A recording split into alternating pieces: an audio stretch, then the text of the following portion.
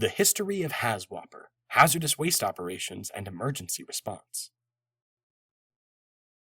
Hazwoper, which stands for Hazardous Waste Operations and Emergency Response, is a set of guidelines that protect workers who deal with hazardous waste. It was finalized in 1990, but comes from several decades of decision-making. The following are some events that led to its creation.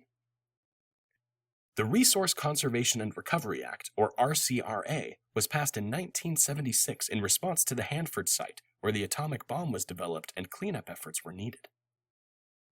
In places like the Love Canal or the Valley of the Drums, hazardous waste was carelessly disposed of, and nearby residents experienced adverse health effects. In response, Congress enacted the Superfund in 1983 to deal with events like these. In 1986, Congress passed SARA, the Superfund Amendments and Reauthorization Act, to give the government even more power to enforce cleanup of hazardous waste sites. In 1990, OSHA, along with the Coast Guard, the EPA, and the National Institute for Occupational Safety and Health, created the Hazwoper Guidelines.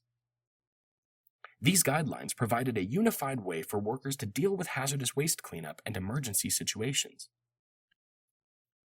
Hazwoper is designed to protect against the dangers that hazardous waste poses. Hazardous substances that are not disposed of properly can cause pollution of air, water, or land, or even cause fires or explosions.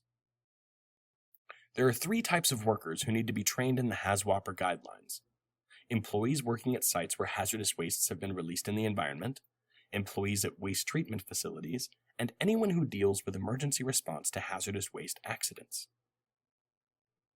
There are 2 types of Hazwoper training. Managers and high-risk workers need to undergo a 40-hour training. Other workers may need only 24 hours of training. In both cases, workers will also need an annual 8-hour refresher training course. National environmental trainers can get you the certification you need.